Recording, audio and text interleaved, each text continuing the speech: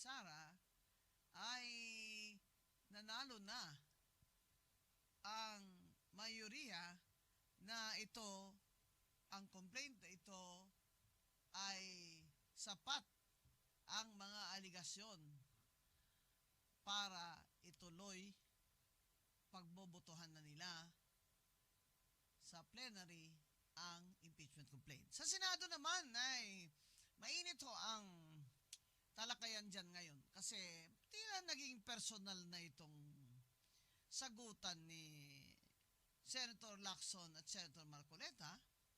Tingnan po ninyo kung sino naman po ang nagsimula nito. Kung sino po ba ang may katungkulan na dapat makinig at magbigay puwang ng mga kontra na opinyon ng minority sa Senado. Dati po akong nagtrabaho dyan as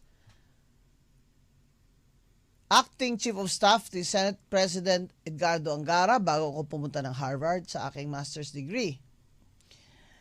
At pagbalik ko po ay nag-Chief of Staff din ako dahil hiningi talaga ako ni Senator Miriam Defensor Santiago sa kanyang first term na ang gusto niya na Chief of Staff ay may UP honor student at Harvard degree.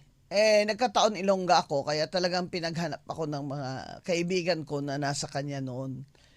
Kaya matagal po ako, ilang years po ako dyan nagtrabaho sa Senado. Nakita ko po ang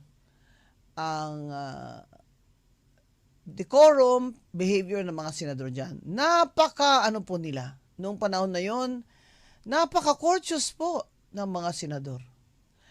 Pag hindi sila sangayon sa kapwa nila senador, ay hinahayaan lang nilang magpahayag dyan. Kasi nga po, di ba, demokrasya ito. Kaya talaga naman pong hindi pwedeng magkakaparehas kayo ng pananaw dyan. Mas maganda po sa aming mga Pilipino, lalo na po yung mga hindi po mayayaman, na ang demokrasya ay gumagana. Isa sa mga senyales ng demokrasya ay kung hindi nagsasang-ayunan ang mga senador. Senador po, iba ang tingin natin sa kanila kaysa sa mga congressman, di po ba? Kaya po, for example, nanalo si Senator Robin Padilla kahit hindi siya abogado. Dahil gusto siya ng tao, nakita ng tao na magiging matapat siya sa kanyang tungkulin. And at first sabi ko hindi talaga ito bagay. Pero I changed my mind nung nakita ko si Senator Robin Padilla na nagsasalita. At nakita ko yung sincerity niya na makagawa siya ng mabuti para sa kanyang kapwa Pilipino, lalo na yung mga mahihirap. At hindi po siya tulak-tulak dyan sa majority. Ngayon, tingnan din natin, bakit naman binoto ng mga tao si Senator Marcoleta na matagal ng congressman doon sa Sagip party list? Nung una po, ang layo naman ni Senator Marcoleta sa survey. Pero nung nakita nila, ako din nakita ko sa TV, yung mga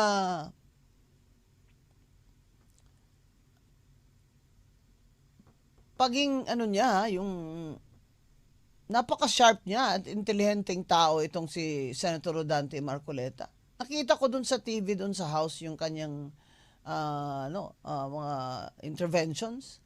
Doon ako sabi ko, ay, iboboto ko ito. Isusupport ko ito. At tingnan nyo, nanalo si Senator Marcoleta na independent lang na candidate siya, wala siyang partido. Ngayon, nung nandan na siya sa Senado, ini-expect natin syempre, di ba, na dahil siya ay independent, ay magiging independent siya. Ngayon, ang problema ngayon sa Senado, na ito na yung sinasabi ko sa inyo, dati hindi ganyan ang mga senador dyan. Binireview ko yung mga video ng simula nung chair ng Blue Ribbon Committee si Senator Lacson, di ba, kinuha nila yan kay Senator Marcoleta nung nagpalit sila ng Senate President. Tila napaka-personal naman ng mga tira ni Senator Ping Lacson kay Senator Marcoleta. Ang gusto lang naman natin ay may manindigan dyan na senador para sa atin.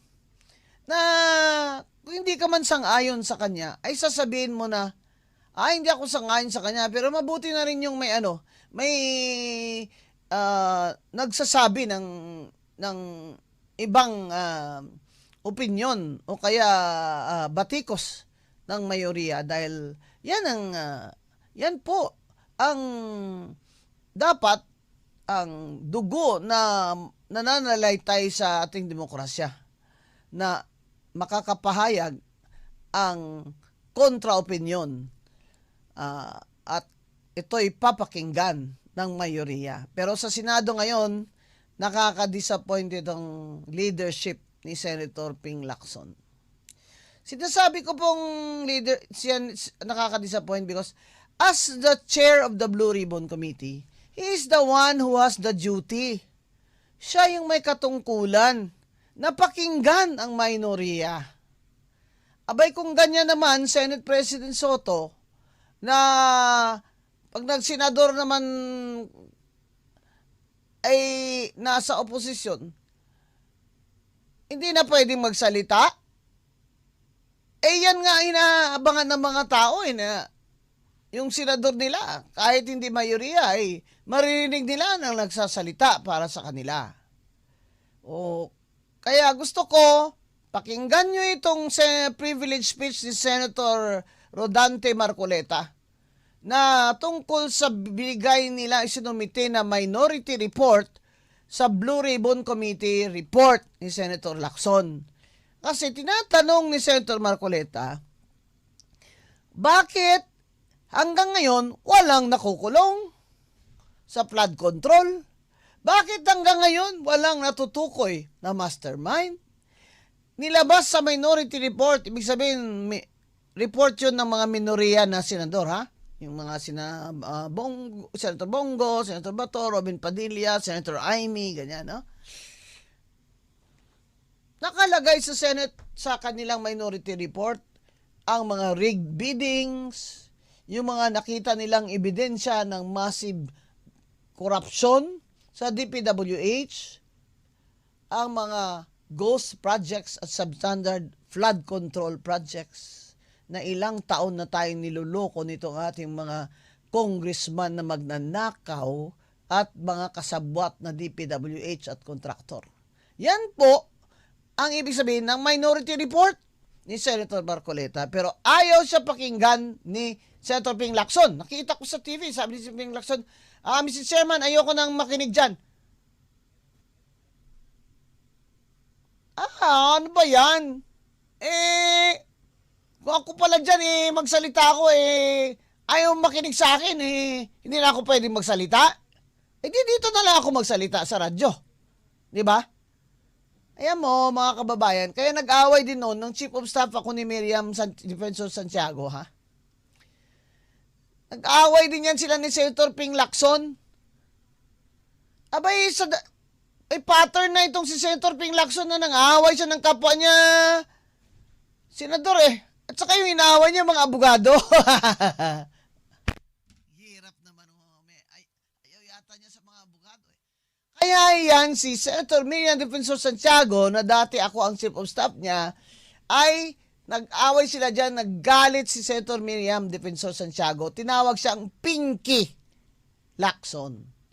Sabi ni si Miriam Defensor Santiago, ito si Pinky. Yan. Nagalit sa kanya. Yan po sana ang hinihingi naman natin na pakinggan naman nila ang minoriya dahil binoto din naman namin yon. Grabe naman, Senator Lacson. Binoto din naman kita. Dati nga, akala ko, magagaling ito, Baka maging presidente ito, pero, hindi naman po tama, Senator Ping Lacson, na yung mga binoto din naming senador ay ayaw mo naman pakinggan. Hindi tama yan, Senate President Soto. Iti-text kita mamaya, sir. Dapat, sir, yung mga binoto rin namin na senador, pakinggan nyo rin. Kung ayaw nyo makinig dyan, hindi mag-headphone kayo.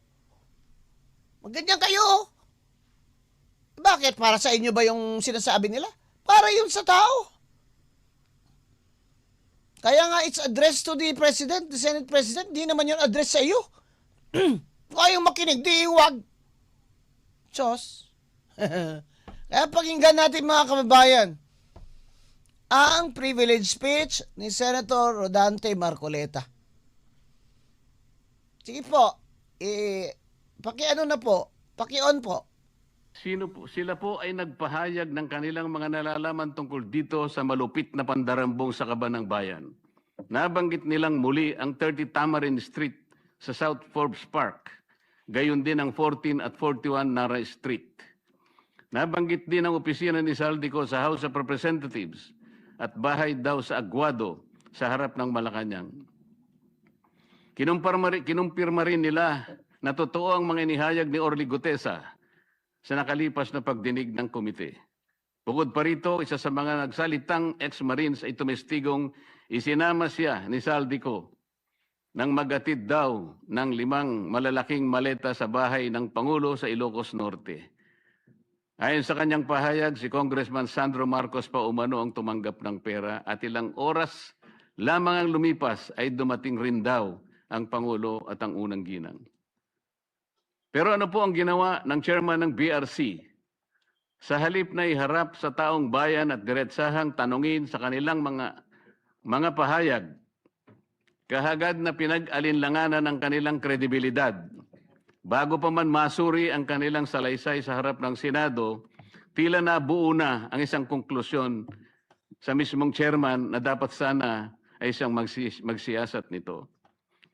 Ipinagkibit-balikat na lamang ang kanilang mga salaysay nang hindi man lang binigyan ng oportunidad na sumagot sa mga konklusyon at teorya.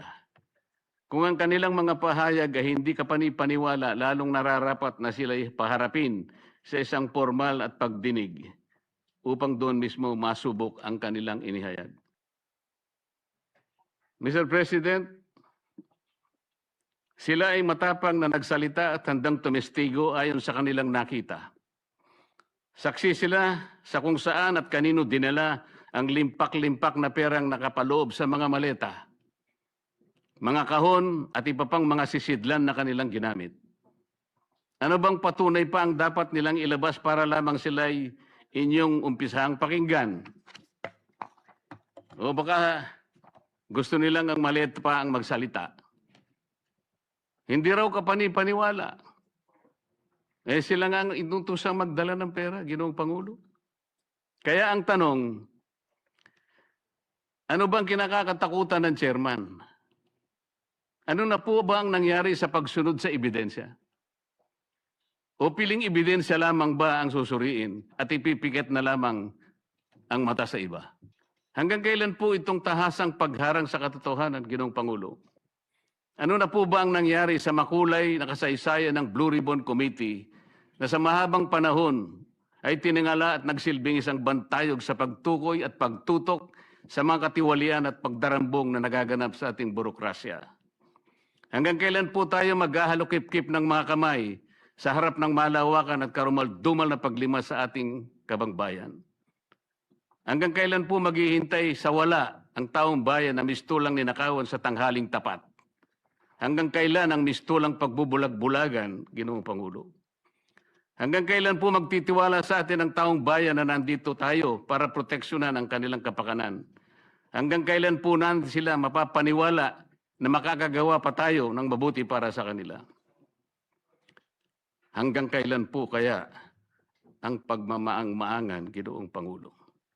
Naghanap po ng kasagutan ng mga mamamayan. Hindi po bukas, hindi po sa makalawa. Ngayon na po, Ginoong Pangulo. Kasihan nawa ng Diyos ang ating bansa. Maraming salamat po, Ginoong Pangulo. Si Senator Rodante Marcoleta, abogado at dating nag-chair ng Blue Ribbon Committee At tinatanong niya si Senator Ping Lacson, bakit hindi tinawag sa Blue Ribbon Committee sina Yusek Bersamin na sinabi ng mga ibang kontraktor at ngayon ay sinabi nga ni Congressman Erice, di ba, na may mga text itong si Yusek Bersamin at si BBM tungkol sa pera. Ayaw po nilang ipatawag sa Blue Ribbon Committee. Kasi pag pinatawag nila, edi may record, yun nga sinasabi ko, transcript. Dati ko na sinabi niyan eh. Bakit naman si Senator Ping Lacson? Dati sabi niya pwede po mag-appear o magsalita, tumistigo sa Blue Ribbon Committee si Saldico sa Zoom. Dahil allowed naman yun sa Zoom. Ngayon nga, sa mga korte, pwede ka na mag-Zoom. Kunyari, person with disability ka, PWD ka, o kaya may malubha ka ng sakit na nakahiga ka lang pero testigo ka, pwede ka na mag-Zoom ngayon. Yung mga bata nga na traumatized, na hindi pwedeng dalhin dyan sa court, pwede rin silang mag-Zoom conference testimony sa court. Eh di sa Senate, pwede rin kasi supplement naman ang rules of court dyan sa rules ng Senado, hindi ba?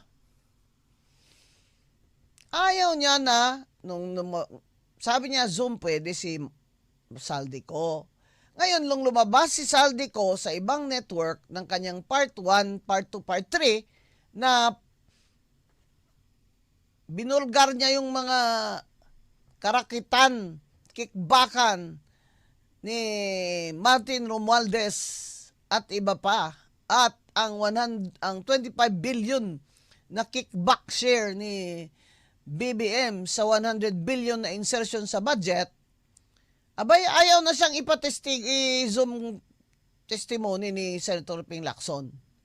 Kaya sinabi ko noon, ano ba talaga, Senator Lacson, ang rules dyan? Bakit naman pa iba-iba ka dyan? Kung ano lang ang gusto mo, yun lang ang pwede. Ano ba yan? Ano ba yung Blue Ribbon Committee na yan? Hindi ba yan may rules yan? Eh, mahirap pala pag kaming mga abogado, tapos siyempre, we are used to rules, di ba? We are used to rules of court. Abay, tapos gaganyanin nyo kami, eh. Hindi ka na pwede magsalita kasi ayoko na marinig dyan. Diyos! Abay, kung nga ako nandyan, eh. Buti na lang pala, mahinahon itong si Senator Rodante Marcoleta. Nung boss ko si Miriam Defensor Santiago, nako, makatikim talaga sila, eh. Makatikim talaga sila. Ha? In Ilongga accent pa. Nakatikim sila. Oo. Kaya tinawag yan ni MDS eh. Ni Miriam Defensor Santiago, si Senator Lacson na pinky. Kasi nga, paiba-iba ang walang stability. Kung kanya kayo, di wala kayong stability dyan sa Blue Ribbon Committee at sa Senado dahil yung rules ng committee nyo or rules of court ay hindi nyo pinapalo. Saka ano ba klaseng Senado yan, Senate President Tito Soto? Eh, may malaki respeto ko dyan kay Senate President Tito Soto eh. Saka ang pagkaalam ko, fans ko si Ma'am Helen Gamboa.